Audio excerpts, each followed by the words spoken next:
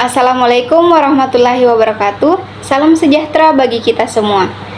Perkenalkan, saya Jihan Nur Fadilah dengan NIM 2303065011030 dari Prodi Fisioterapi kelas D Universitas Negeri Makassar.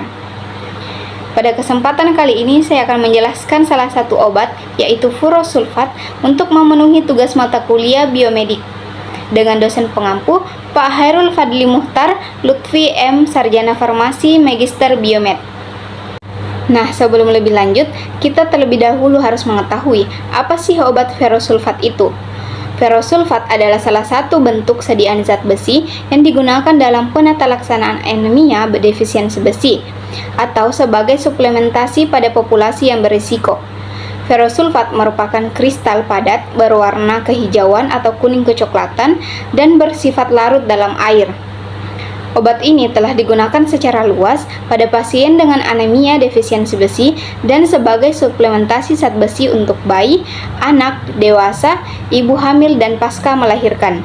Nah, selanjutnya yaitu indikasi. Indikasi furosulfat dan zat besi secara umum adalah anemia defisiensi besi atau sebagai suplementasi pada pasien yang beresiko. Nah, selanjutnya yaitu farmakodinamik atau cara kerja obat pada tubuh. Obat furosulfat bekerja sebagai pengganti cadangan besi yang terdapat pada hemoglobin, mioglobin, dan berbagai enzim. Zat besi bergabung dengan rantai porfirin dan globin untuk membentuk hemoglobin, yang sangat penting untuk pengiriman oksigen dari paru ke jaringan lain. Nah, selanjutnya yaitu farmakokinetik atau proses perjalanan obat di dalam tubuh. Obat furosulfat atau zat besi bisa didapatkan dari makanan, namun pada pasien yang tidak mampu memenuhi kebutuhan hariannya melalui makanan, dapat diberikan suplementasi per oral. Yang pertama yaitu proses absorpsi. Pada keadaan normal, proses absorpsi besi berkisar 0,5 hingga 1 mg per hari. Penyerapan besi total meningkat menjadi 1 hingga 2 mg per hari pada wanita menstruasi dan dapat mencapai 3-4 mg per hari pada wanita hamil. Penyerapan besi berlangsung pada duodenum dan jejunum proksimal. Meskipun usus halus pada bagian lebih distal juga dapat menyerap besi jika diperlukan. Besi lebih mudah diabsorpsi dalam bentuk besi fero atau Fe2+. Besi melewati membran luminal sel mukosa usus melalui mekanisme transfer aktif besi fero oleh suatu pengangkut logam divalen atau divalen metal transporter 1 atau biasa disebut dengan DMT1. Besi fero yang sudah diabsorpsi akan diubah menjadi besi feri atau Fe3+ dalam sel mukosa. Selanjutnya, besi feri akan masuk ke dalam plasma dengan perantara transferin atau disimpan di sel epitel usus sebagai ferritin. Proses kedua yaitu distribusi. Besi diangkut dalam plasma terikat ke transferin, suatu beta-1 globulin glikoprotein, untuk kemudian diangkut ke berbagai jaringan, terutama sumsum tulang. Selain transferin, sel-sel retikulum juga dapat mengangkut besi untuk keperluan eritropoiesis. Besi dapat melintasi plasenta dan masuk ke dalam ASI. Proses yang ketiga yaitu metabolisme. Selain pada mukosa usus, besi juga disimpan di makrofag hati, limpa, sumsum tulang, otot, serta sel parenkim hati. Mobilisasi besi dan makrofag dan hepatosit dikendalikan oleh regulasi hepsidin terhadap aktivitas ferroportin. Hepsidin menghambat pelepasan besi.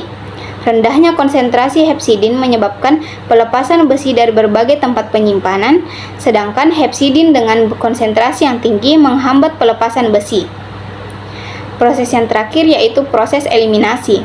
Sekitar 0,5 sampai 1 mg besi keluar melalui feses melalui eksfoliasi sel-sel mukosa usus, diekskresikan di empedu, urin, dan keringat. Pada kondisi menstruasi, jumlah besi yang diekskresi juga diperkirakan sebanyak 0,5 hingga 1 mg. Selanjutnya yaitu formulasi. Formulasi pada obat furosulfat adalah dalam bentuk oral berupa sodium tablet, solusi oral, dan drop. Furosulfat adalah salah satu bentuk formulasi zat besi. Bentuk sediaan. Sediaan furosulfat yang ada di Indonesia berupa tablet salut seberat 300 mg, sirup seberat 150 mg atau 5 ml, dan kombinasi furosulfat 200 mg dengan asam folat 0,25 mg dalam tablet salut. Selanjutnya yaitu dosis. Dosis penggunaan obat Veros untuk setiap orang dapat bervariasi, tergantung dari kondisi kesehatan atau tingkat keparahan anemianya. Meski Veros dijual secara bebas, penting untuk terlebih dahulu berdiskusi dengan dokter sebelum menggunakan obat ini. Sebab penting untuk mendapatkan anjuran dosis yang tepat agar manfaatnya dapat diperoleh secara maksimal. Secara umum, pada dewasa untuk pencegahan anemia dosisnya adalah 60 mg per hari. Sementara itu, untuk pengobatan dosisnya adalah 100 hingga 200 mg per hari. Pada anak-anak, untuk pengobatan anemia dosisnya adalah 3 hingga 6 mg per kilogram berat badan per harinya, dibagi menjadi 3 dosis. Selanjutnya yaitu efek samping. Selayaknya obat pada umumnya, Veros juga dapat menimbulkan efek samping. Berikut adalah efek samping umum yang mungkin terjadi setelah mengonsumsi obat Verosulfat. Yang pertama yaitu nyeri lambung, yang kedua mual, yang ketiga tidak nafsu makan, yang keempat muntah, yang kelima sembelit atau bahkan diare, yang keenam BAB berwarna hitam, yang ketujuh noda pada gigi atau reversible, yang kedelapan air seni berwarna gelap, dan yang terakhir yaitu reaksi alergi. Yang terakhir adalah kesimpulan. Verosulfat adalah salah satu bentuk sediaan zat besi yang digunakan untuk mengatasi anemia defisiensi besi atau sebagai suplemen pada populasi yang beresiko. Obat ini bekerja dengan menggantikan cadangan besi dalam hemoglobin, mioglobin, dan enzim. Verosulfat dapat diserap melalui makanan atau diberikan sebagai suplemen per oral. Absorpsi besi meningkat pada wanita menstruasi dan hamil. Besi diangkut dalam plasma oleh transferin dan disimpan di berbagai jaringan, terutama sumsum tulang. Hepsidin mengatur pelepasan besi dari tempat penyimpanan. Sekitar 0,5 hingga 1 mg besi diekskresikan melalui feses, empedu, urin, dan keringat. Mungkin cukup sekian yang dapat saya paparkan mengenai obat Verosulfat. Kurang lebihnya mohon dimaafkan dan semoga apa yang saya sampaikan dapat bermanfaat. Wabillahi taufiq wal hidayah. Assalamualaikum warahmatullahi wabarakatuh.